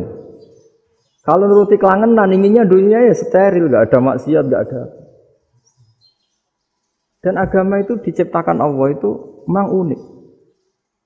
Calon Nabi misalnya, Nabi Musa itu sing rumat Fir'aun. Ketika Nabi Muhammad lahir, sing ribet manitia ini Abu Lahab. Orang dosen UMM. Coba. Karena Allah ingin memaklumatkan ke kita bahwa agama ini akan hidup di kondisi apapun. Asia, istrinya Fir'aun, itu termasuk mukminah yang dipuji Quran. Padahal dia bukan istrinya pengurus NU atau pengurus Muhammadiyah. Istrinya Fir'aun. Tapi itu pelajaran bagi kita bahwa orang-orang baik itu tidak harus di lingkungan yang baik. Masjid paling makmur itu kadang di dunia mungkin ya jangan bakas Mekah Madinah itu karuan. Mungkin di antara masjid yang makmur justru yang di Kanada, di Amerika mungkin. Karena merasa minoritas tuh perpustakaannya ada, kajiannya ada. Tapi banyak masjid di daerah pesantren yang malah sepi. Karena kiainya tahu jamaah di masjid itu wajib. Itu ada daerah pesantren, saya ulang lagi ada daerah pesantren. Didikon pengajian, monggo nekani pengajian, maca selawat ning omahe ganjaran padha wae. Ribet kan? Mau dibantah itu benar, mau dibiarin ngerusak tatanan. Jadi saya mohon sekali ya, jadi ilmu itu diperbandingkan supaya perbedaan-perbedaan itu biasa. Dulu Imam Malik itu punya murid namanya Imam Syafi'i. Itu dalam banyak hal. Itu perbedaannya tajam sekali. Ya saya ulang lagi, dalam banyak hal itu perbedaannya tajam sekali. Misalnya begini. Ini terakhir percontohan saya fikih, nanti dikaji sendiri. Ada seorang A'rabi, Ja'a A'rabiyun. Ini di hadis sahih diulang-ulang di semua Al-Kutubus Sittah ada peristiwa ini. Ja'a A'rabiyun ila Rasulillah sallallahu alaihi wasallam faqala ya Rasulullah ahlaktu. Qala wa ma ahlakaka? Qala wa qatu imraati fi nahari Ramadan. Ya Rasulullah, saya ini orang yang rusak. Kenapa? Saya ini hubungan intim sama istri saya ketika masih siang Ramadan. Singkat cerita orang ini dihukum berat sama Nabi. Hukumannya adalah karena dia membatalkan puasa ketika dengan hubungan intim. Sama Nabi dihukum, kamu harus merdekakan budak. Wah, tidak mampu ya Rasulullah, saya tidak punya budak. Jadi ini bukti bahwa agama ini sangat sosial sehingga sebagian kafaroh harus memerdekakan budak. Kamu kalau gitu puasa 2 bulan. Yang baru puasa 2 hari aja kecelakaan malah disuruh puasa 2 bulan. Ya sudah kamu ngasih makan 60 orang miskin. Saya ini orang paling miskin. Kok jadi sudah miskin agak hiper lah orang ini. Poso-poso kok gitu. Itu kata ulama, kalau orang Jawa gak mungkin makanannya tempe mendoan, gak mungkin itu. Di Jawa itu gak mungkin lah ada orang batal puasa karena hubungan intim. Ke istrinya gak cantik, cerewet, sang lanang mangane mendoan. Itu tidak mungkin, kecelakaan itu tidak mungkin. Tidak mungkin itu. Tapi kalau Arab mungkin karena makanannya daging. Singkat cerita, terus pertanyaannya gini. Kalau batal biasa itu kan bayarnya puasa 1 hari. Kalau batal pakai hubungan intim, pakai jima kalau dalam bahasa fikih, itu kafarohnya berat, yaitu merdekakan budak atau puasa 2 bulan berturut-turut. Pertanyaannya gini, jima istri itu boleh loh tidak zina. Seorang jima istri itu boleh loh tidak zina. Itu kan hukumannya berat. Nah terus Imam Malik berpikir kalau gitu tidak harus jima dong. Poso-poso, ora ana uzur, ora ana apa terus nyate. Esuk mangan bakso. Tanpa ada alasan syar'i. Hukumnya harus sama dong, karena jima hukumnya boleh, berarti semua iftar, semua pembatalan puasa yang tidak ada uzur syara' maka hukumnya sama, yaitu sanksinya sama. Masuk akal enggak? Masuk akal dalam mazhab Imam Malik. Dalam mazhab Syafi'i enggak. Mulai dulu jima itu beda. Kayak mertamu nih gone wong. Mangan iku oleh, tapi nak nggo bojomu mbok jima niku wis nemen ngawure lah. Tetep beda. Dari Imam Syafi'i itu pokoknya beda, jima sama makan itu beda. Lah ya terus setelah itu terus ada pertanyaan. Bagaimana kalau makan dulu baru jima? Ribet kan? Makanya itu sampai dibabkan Kitabul Khilafil Fiqhi, bab merekayasa fikih. Makanya itu perdebatannya orang Hanafi sama Imam Syafi'i juga sama. Ada orang jam segini lapar sekali, kalau langsung makan kan kena sanksi. Ya pergi aja dulu, pura-pura ngaji ke Gus Bah gitu. Nanti kan jadi musafir kan? Wah itu sudah boleh itu kan? Musafir. Padahal enggak. Memang dia pergi itu karena supaya bisa makan. Mau enggak kepikiran ngaji kok tahu-tahu ingin ngaji. Mumpung Ramadan nah. Nah makanya dibabkan. Apakah boleh merekayasa fikih? Tapi fikih bisa apa coba? Dengan status kamu musafir, ya memang boleh iftar, boleh berbuka. Nah itu terjadi terus perdebatan ulama menyangkut fikih. Karena memang masalah furu'iyah. Sehingga termasuk perdebatan kita dalam perilaku. Misalnya adat orang NU kalau habis salam itu menghadap ke kiblat, karena arah terbaik itu kiblat. Tapi sebagian orang Muhammadiyah atau mungkin semuanya menghadap ke makmum. Itu memang teks hadisnya itu kita yang meneliti hadis itu semua syarah itu berdebat. Nabi memuji kiblat itu arah terbaik, oke. Tapi di bab itu Nabi itu aqbala alaina, menghadap ke kita. Lalu pertanyaannya, kenapa menghadap ke kita? Ada mengatakan karena Nabi memang punya tradisi kadang ngendikan. Ya tentu dulu istilahnya tidak kultum, nggak ada istilah itu dulu. 7 menit itu nggak ada. Tapi ada ulama yang analisis begini, termasuk kitab Fathul Bari. Nabi itu tokoh sentral, taruh lagi Nabi itu tokoh sentral. Ini kata kitab Fathul Bari, bukan kata saya. Nah, orang-orang yang imamu qaumi, orang-orang yang jadi imam di daerah masing-masing, tetap kalau sholat itu ikut Nabi. Ikut Nabi setelah salam langsung pulang. Jadi sebetulnya salam langsung pulang itu ya ada sejarahnya karena dia mau jadi imam di daerahnya. Nah, tidak kebayang kalau Nabi itu madhep kiblat. Kalau Nabi madhep kiblat, orang yang masbuk yang barusan datang pasti langsung usolli misalnya fardhu isya'i misalnya. Terus makmum Nabi, padahal Nabi sholatnya sudah selesai. Jadi intinya gini kata Fathul Bari. Imam setelah salam itu harus bikin gerakan atau omongan atau apa saja yang menunjukkan kalau sholatnya selesai. Di antara gerakan itu adalah beliau harus menghadap ke hadirin atau menghadap ke utara. Atau apa saja yang penting menunjukkan kalau sholat ini sudah selesai. Itu fikih. Jadi fikih itu cara menganalisis itu memang unik. Karena kalau Nabi tetap seperti itu, posisi pancet seperti itu, maka orang yang baru datang mengira Nabi masih sholat. Nah, pertanyaannya kalau mereka sudah takbir, malah sholatnya tidak sah. Kenapa tidak sah? Menggantungkan sholat atau mengikatkan sholatnya dengan orang yang sudah tidak sholat. Jadi menjadikan orang yang nggak sholat sebagai imamnya kan nggak boleh. Maka Nabi harus memaklumatkan dengan gerakan itu bahwa beliau sudah tidak sholat. Karena orang datang dari berbagai daerah. Jadi nganalisis fikih, fiqhul hadis namanya. Itu ulama itu mau tidak mau debat. Karena pertanyaannya itu kenapa? Ya memang mau apa? Karena yang namanya sosial itu yahtamilu muhtamilatin, ada sekian kemungkinan. Makanya dalam madzhab istimbat itu, ketika Nabi sedekah pakai tamer, pakai kurma, itu ulama mesti ngitungnya tuh kut.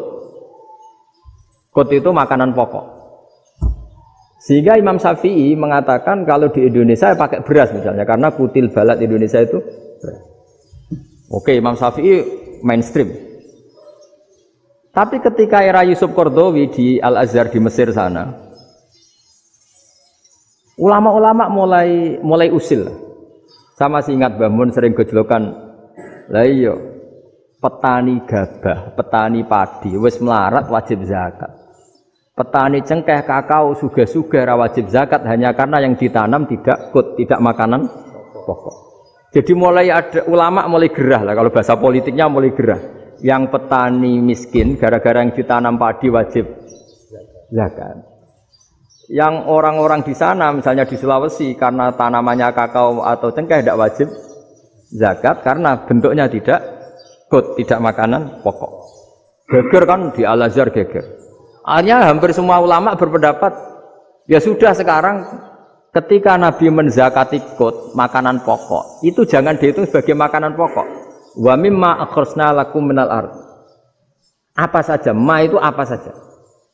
Makanya kata Yusuf Qaradawi, ma itu apa saja. Makanya semua tanaman yang menghasilkan uang itu wajib zakat.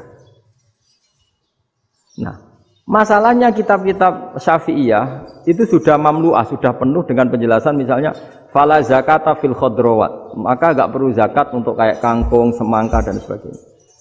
Nah, lalu kiai-kiai angkatan modern kayak Mbah Mun itu sering dapat masukan. Saya pernah dengar sendiri. Yai, saya ini punya sawah 1 hektar, tak tanamin padi, itu enggak pernah kaya saya.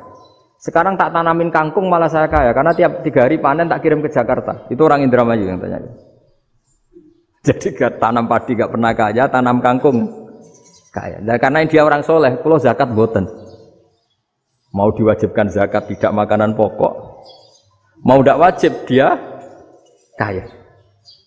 Semenjak itu perubahan di Indonesia ikut. Akhirnya ada zakat, pokoknya asal tanaman yang 1 nisab ya wajib zakat.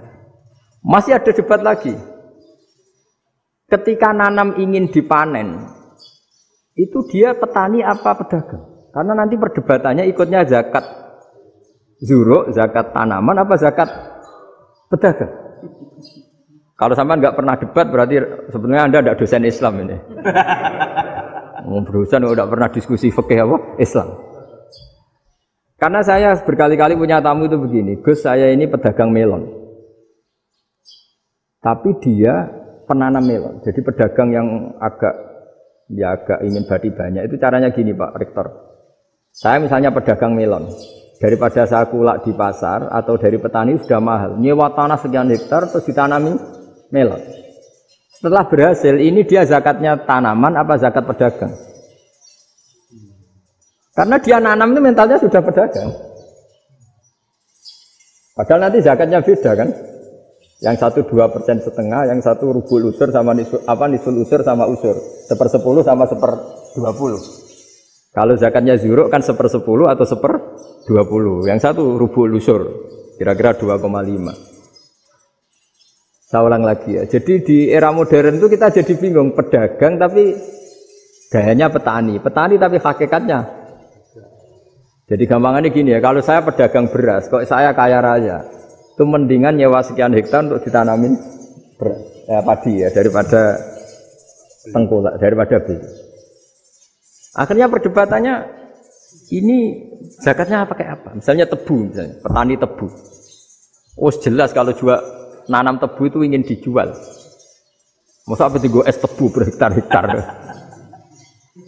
Kira-kira kalau menurut jenengan ini zakatnya zakat apa? Tijarah apa zakat tanaman? Mentalnya tijarah, mentalnya pedagang. Nah ini saya hanya mau cerita. Khilaf, kadang-kadang orang angen-angen. Khilaf itu enggak mungkin enggak. Ya sama seperti NU dan Muhammadiyah selalu khilaf awal Ramadan. Itu memang enggak bisa enggak khilaf. Misalnya begini. Saya beri contoh ya. Karena kadang yang khilaf juga enggak pernah belajar. Lucu kan? Tak beri contoh ya. 2001 itu abad keberapa coba? Tahun 2001. Abad 21 abad 20? Abad 21. Jadi meskipun terpaut 1 tahun, padahal abad itu 100 tahun. Nah, pikirannya orang-orang Muhammadiyah seperti itu. Hilal kalau sudah melewati garis ufuk, meskipun setengah derajat atau 1 derajat itu sudah ikut bulan berikutnya. Sehingga ya sudah, meskipun sekian derajat sudah dianggap Ramadan. Nah pikirannya orang NU enggak. Harus ru'yah bil fi'li. Itu sebetulnya lagi-lagi sebenarnya enggak masalah NU dan Muhammadiyah, itu di kitab-kitab ya seperti itu. Kita ini enggak biasa goblok ya. Artinya kita tahunya, kita yang keluarga kiai tahunya kunut mazhab Hanafi, enggak kunut mazhab Syafi'i. Tapi tahu-tahu ini mazhab NU, ini mazhab itu aneh itu menurut kita. Kita ini anggap aneh.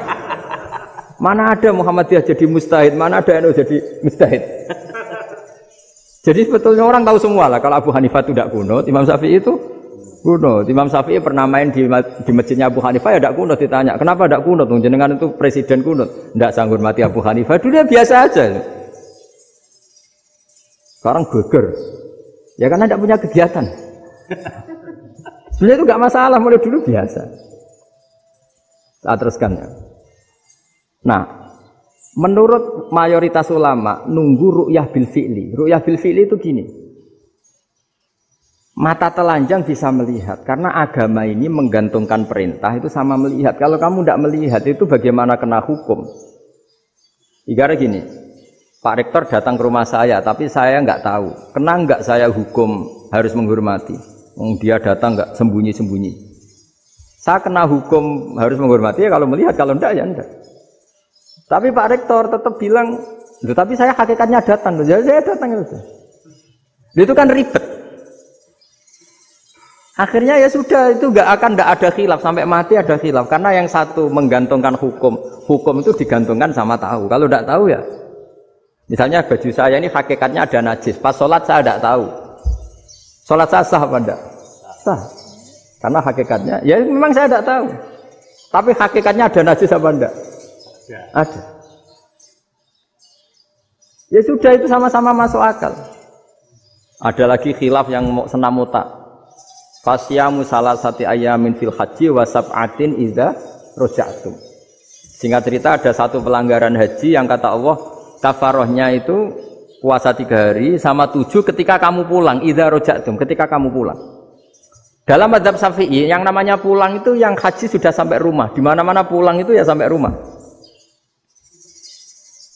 Dalam mazhab Abu Hanifah enggak, ketika orang sudah balik kanan dari Arab Saudi, dari Mekah, ya namanya sudah pulang. Misalnya gini, ini Pak Rektor pamit saya, Pak Haris. Gus, Pak Haris mana? Ya sudah pulang kata saya, padahal sampai pandangan sampai depan. Tapi bagi keluarganya belum pulang. Lalu idza raja'tum ketika pulang itu bahasanya siapa? Bahasa istrinya apa bahasa yang ditamoni? Kamu ditamoni orang, terus kamu tamunya mana? Sudah pulang. Tapi tanyakan istrinya, belum pulang. Khilaf-khilaf gini kok jadi geger itu kan goblok banget maksudnya itu. Jadi biasa, gitu itu biasa. Jadi ya karena memang ini bukan masalah akidah, ini masalah furu'iyah, masalah fikih itu masalah furu'iyah. Mau tidak mau harus beda. Misalnya di sholat juga gitu. Wa ayyuku udin ko adal musolli sohat sholatu. Duduk dengan gaya apapun itu sholatnya sah.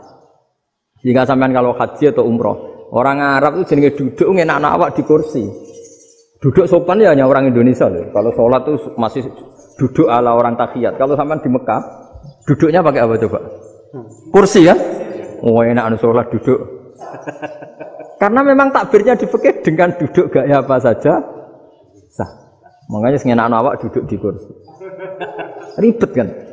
Mau tidak disahkan itu namanya duduk. Mau disahkan masa iya sowan Allah kok duduk santai-santai gitu. Tapi mau apa? Ini fikih. Biasa orang lagi ini fikih. Fikih itu ya sudah ini fikih. Makanya kalau ulama berdebat misalnya Abu Hanifah berpendapat sholat itu wajib baca Fatihah apa asal Quran. Dalam mainstreamnya ya Fatihah karena la sholata liman lam yaqra bi Fatihatil kitab. Tapi cara Abu Hanifah enggak. Faqra'u ma tayassara minal Qur'an, bacalah apa saja yang mudah bagi kamu. Asal itu Quran. Penting enggak gending Jawa, enggak nyanyi lah gitu. Ya sudah mau apa coba? Jadi ya susah memang kalau fikih itu ya sudah seperti itu. Ada lagi yang masih ekstrim misalnya. Yang namanya menyembelih hewan itu gimana coba? Dari hidup ke mati, apa pasti mati disembelih? Cara mazhab Imam Syafi'i yang namanya menyembelih, itu penyembelian harus menjadi sebab kematian. Itu yang sah. Karena lagi penyembelian menjadi sebab kematian yang syar'i. Sehingga beliau mensyaratkan hewan yang disembelih ini masih punya hayatun mustaqirrah, punya kehidupan yang normal. Sehingga kalau nggak disembelih ya hidup. Jika kalau ada hewan ketabrak truk kejet-kejet, mesti mati ini buat sembelih. Itu enggak sah, karena enggak usah disembelih ya wes mati kan. Karena ini hanya nunggu koordinasi Israel kan, dia kejet-kejet itu kan prosedur itu. Tapi tidak disembelih pun mati. Tapi cara mazhab Malik enggak. Pokoknya anggere jek duwe nyawa jenenge kewan urip. Dengan kamu sembelih berarti matine mergo mbok sembelih. Meskipun nanti ya enggak usah disembelih ya. Mati. Coba hitung secara ilmu matematika. Kalau nggak disembelih hidupnya 5 menit. Gara-gara kamu sembelih hidupnya langsung mati. Terus dia matinya, cara di persidangan matinya disebabkan apa? Disebabkan disembelih apa kecelakaan? Loh, debat toh kamu. Sama-sama UMM aja debat.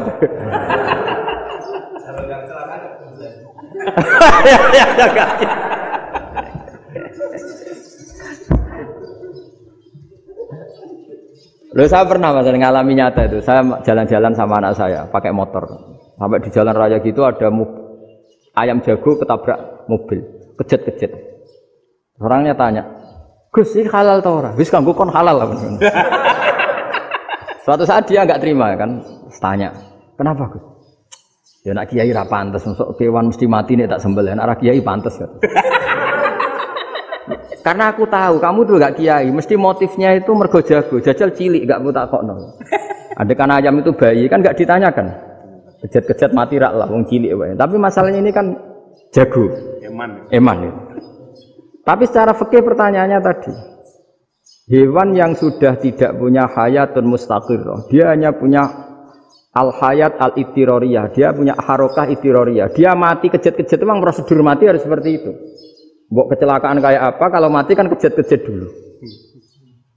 Nah ketika kejet-kejet ini pertanyaannya ini kan hidup apa mati namanya? Enggak, namanya hidup apa mati? Pas kejet-kejet itu. Hidup. Cara Imam Malik itu hidup. Ya sudah, kalau hidup disembelih ya halal. Karena misalnya nanti kalau nggak disembelih matinya kan 2 menit lagi. Gara-gara disembelih mati sekarang. Tetap penyebab kematian itu nyembelih. Penyembelian ini sebab kematian. Tapi kalau Imam Syafi'i enggak, cara berpikir wes nemen, paling roh besok kaget langsung mati. Kalau gitu berarti kamu nyembelih barang mati. Jadi fikih itu kadang unik. Makanya ketika ngitung fikih itu unik ya. Orang keluar mani wajib apa? Mandi kan? Terus Imam Syafi'i ditanya, kenapa kalau orang lahir kelahiran juga harus mandi? Namanya nifas. Fa innal walada waliyun munaqidun. Anak ya mani yang menggumpal. Bedanya apa anak dengan mani itu? Jadi fikih itu kadang lucu. Di rumah-rumah tenan juga lucu. Keluar mani wajib mandi. Berarti kalau keluar anak ya wajib mandi karena hakikatnya anak adalah mani yang mengkristal. Sudah sudah didusan macam-macam itu kan hakikatnya mani. Itu fikih. Nah terus ditanya, kenapa kalau lahir langsung mati tidak wajib disolati? Ya jawabannya Mas Syafi'i lucu. Di mana-mana sholat itu nyolati mayit. Yang namanya mayit itu pernah hidup terus mati. Kalau itu tidak mayit ya sudah. Jadi kadang, nah iya kan disebut sholat mayit. Yang namanya mayit itu apa? Pernah hidup. Pernah hidup. Nah ini kan tidak pernah hidup. Maka ya sudah seperti itu. Jadi nggak khilaf itu tidak mungkin. Nah kalau qit'atul lahmin, kalau hanya potongan daging, mungkin wah itu tidak manusia karena qit'atul lahmin. Sekarang pertanyaannya, kalau sudah berbentuk manusia, meskipun tidak pernah hidup, nah ini mulai perdebatan karena melihat tidak pernah hidup itu nggak memenuhi syarat, tapi melihat ini sudah suratu adamiyin, bentuknya sudah. Nah kira-kira gitu perdebatan fikih. Makanya dulu awal mula zaman sahabat itu sudah debat. Masyhur kan Nabi ada kontingen ke Bani Quraidah. Ya kalau kira-kira saya minta Pak Rektor kamu jangan kalau ke Malang jangan sholat asar kecuali sampai Tuban.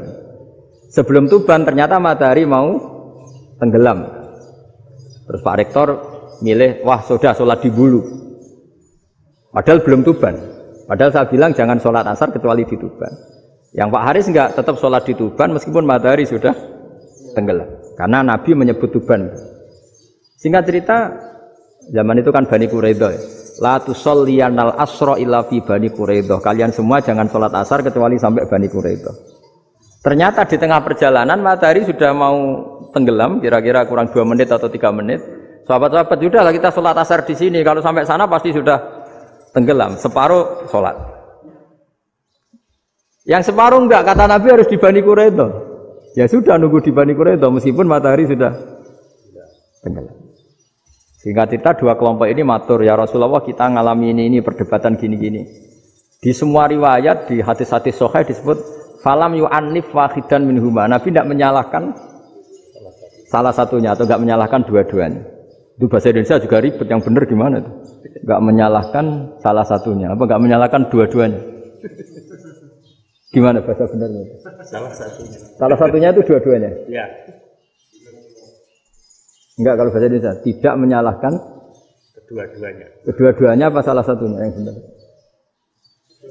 Kedua-duanya. Kedua-duanya. Bahasa Indonesia itu ya kadang ruwet ya. Orang pinter kayak Pak Habibie itu namanya ya orang luar biasa. Nanti sekolahnya orang-orang idiot itu ya sekolahan luar biasa. Orang pinter banget bahasa Indonesianya ya luar biasa. Kalau sekolah untuk orang-orang yang idiot juga luar biasa. Jadi kalau dipuji luar biasa itu gak jelas ini luar biasa ya. Gak jelas kadang bahasa kita ini kadang ya gak jelas. Nah itu gak menyalahkan dua-duanya apa salah satunya? Keduanya, tidak menyalahkan kedua-duanya. Misalnya dibahasakan nggak menyalahkan salah satunya, benar apa salah? Benar. Benar, ya sudah benar semua. Jadi itu bukti bahwa ijtihad itu boleh. Saya ulang lagi, bukti bahwa ijtihad itu boleh. Padahal ini jelas, yang satu harus sholat asar, padahal matahari sudah tenggelam. Makanya di antara fikih unik itu begini. Saya ulang lagi fikih unik. Saya menyaksikan betul ketika ada orang tanya Mbah Mun saya ini Kopassus. Kadang latihan itu sampai waktu zuhur habis. Saya harus bagaimana? Jawabnya Mbah Mun itu unik. Sementing ojo ngosor sholat. Engkau ya ojo niat jamak. Atok kodok kata. Singkat cerita terus orang ini diskusi sama saya karena ini ya alim pernah mondok. Kenapa qashar tidak boleh? Karena qashar itu ekstrim, merubah bentuk sholat dari 4 menjadi 2. Maka alasannya harus jelas.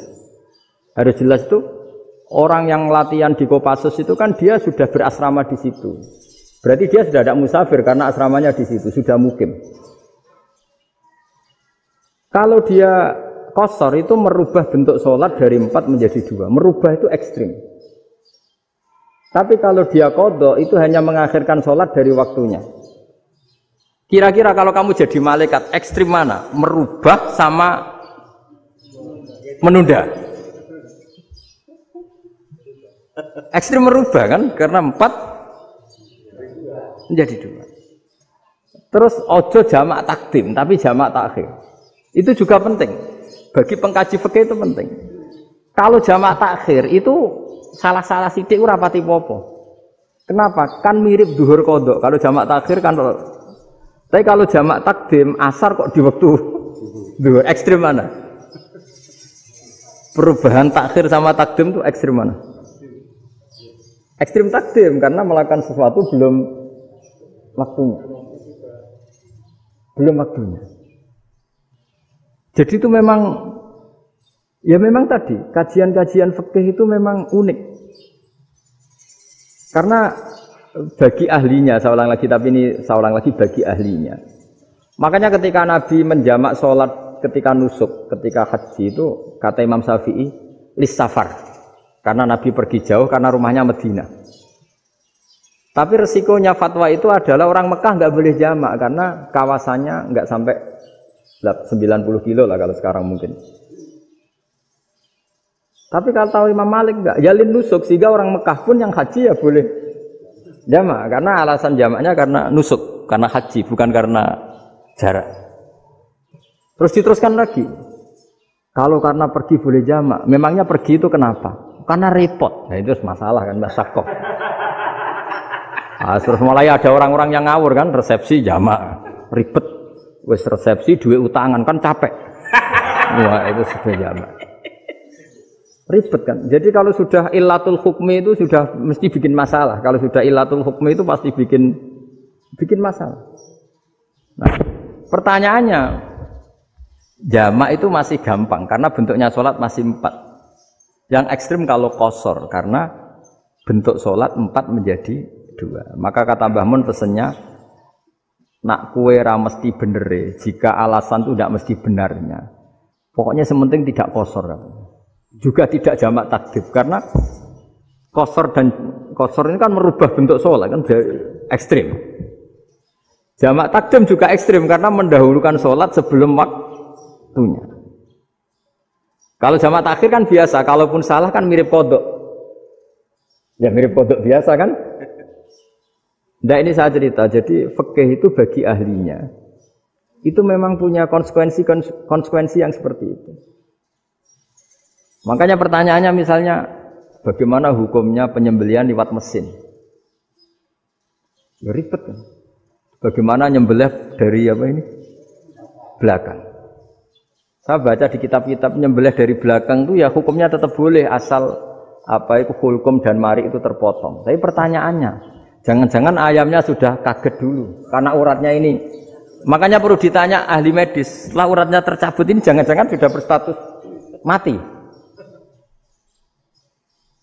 Kan potensi ketika dipotong dari sini, potensi sudah berstatus mati. Makanya, nah kalau misalnya menyembelih dengan dibaca, itu langsung mati juga. itu tetap ada dokhtoh. Kalau dalam bahasa fikih dokhtoh. Dia terkaget, begitu ada dokhtoh karena nggak bisa bernafas terus mati. Berarti kelangsungannya bangkai. Jadi orang yang pengkaji fikih itu ya seperti itu. Memang itu yang ditekuni. Tapi kita sebagai orang awam ya tadi. Nak sing kecelakaan iku wedhus ta ayam jago ngeman, tapi nak pitik cilik ikhlas.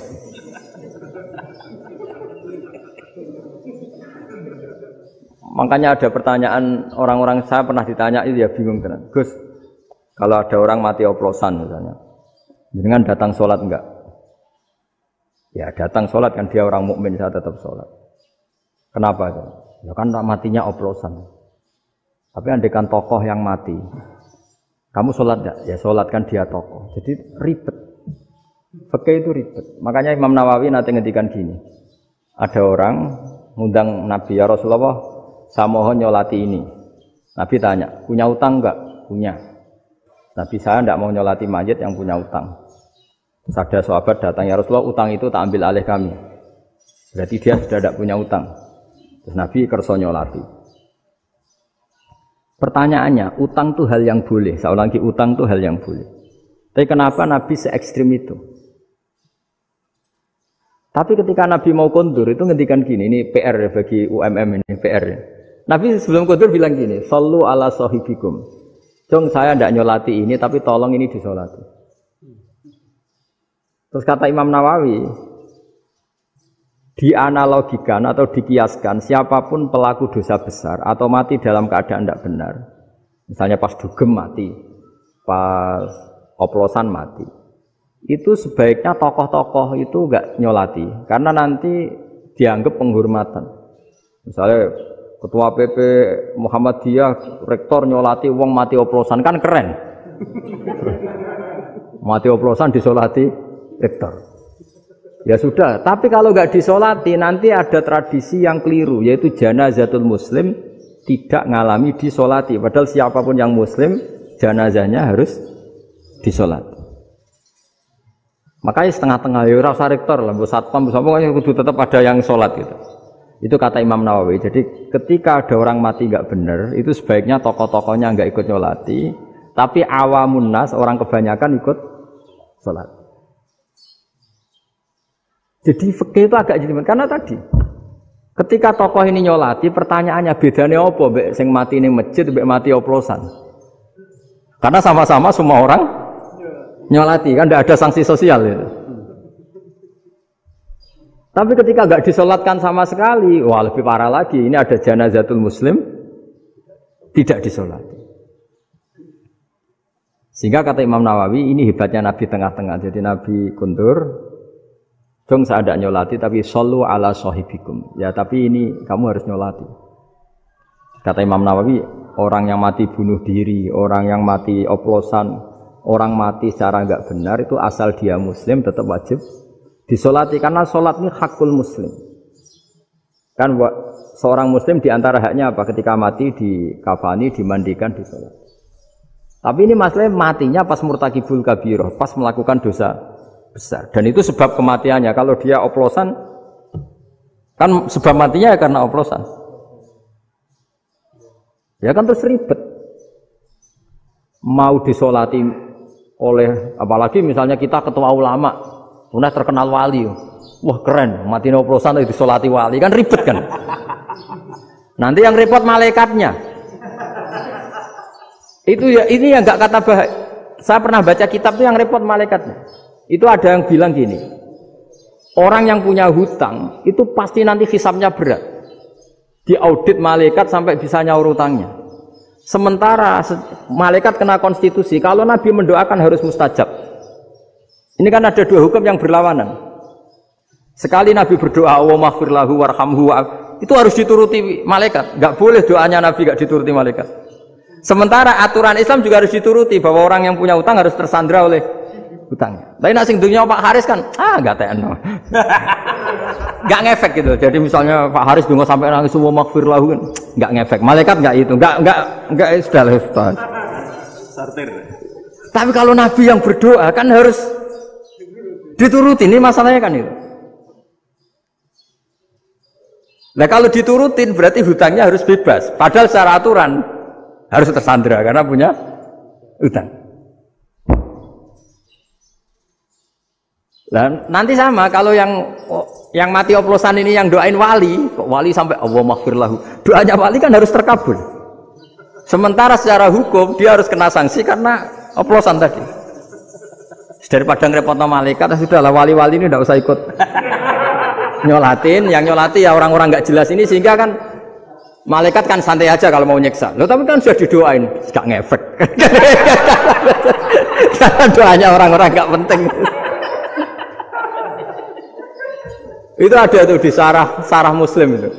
Di sarah Muslim di bab ketika Nabi ngintikan babu qauli Rasulullah sallallahu alaihi wasallam sallu ala sahibikum. Jadi belajar fikih itu asik. Karena tadi harus dipelajari. Kalau enggak, ilmu ini hilang. Terus nanti takutnya lagi ilmu fikih itu direduksi sosial. Misalnya gini, pepe wong cilik wae kiai-kiai ra gelem nyolati. Orang melihatnya ini karena yang oplosan wong cilik melarat ra disolati. Jajal bupati ya disolati, mergo amplopnya gede-gede kan terus ruwet kalau dianalisis gitu kan ruwet. Makanya kenapa saya harus ngomong fikih supaya semuanya itu enggak didudukkan urusan sosial itu. Nah kalau semuanya didudukkan sosial kan sentimennya sentimen sosial. Ribet. Padahal yang sering mati oplosan itu kan ngomong cilik gitu loh, karena tadi. Kalau wong sugih kan pakai whisky yang mahal yang insya Allah tidak mati kan gitu. Nah, yang mati kan yo mergo Bertos macam-macam itu kan. Artinya ini kalau nggak diterangkan secara fikih, kiai-kiai yang nggak datang dikira masalah sosial kan. PP salam tempel era gede terus nggak datang kan terus jadi ribet. Ya makanya ini apa lewat pengajian ini supaya sampean lebih tahu ya bahwa khazanah Islam ini kata beberapa ulama kafatal linnas, maknanya semuanya, sehingga Allah akan mentakdirkan kajian Islam akan ada di seluruh dunia. Jadi kenapa IAIN marak di Indonesia, UMM, Universitas NU banyak, karena agama ini kafatal linnas, tidak miliknya orang Arab tapi milik semua. Orang alimnya juga gitu. Ketika ada liga alim seluruh dunia, itu orang Indonesia, orang Afrika, ya selalu ada orang alim yang kelas dunia. Seperti dulu ada Imam Bukhari, itu as-sakhul kutub ba'da kitabillah. Kitab terbaik setelah Quran itu Bukhari. Padahal dikarang oleh orang Uzbek. Kata siapa? Islam As-Sobyan, ada orang Arab ngakui kalau kitab paling sahih itu Bukhari. Mekah Madinah pun mengakui kalau kitab paling sahih Bukhari. Padahal pengarangnya ada orang Arab. Orang mana? Uzbek. Imam Ghazali yang diakui seluruh dunia itu Atos itu ikut Persia. Juga bukan orang Arab. Sibawah ya orang Persia. Nah, ini yang belum ada orang Malang ini, tinggal PR ini. Ya, nyusul ya.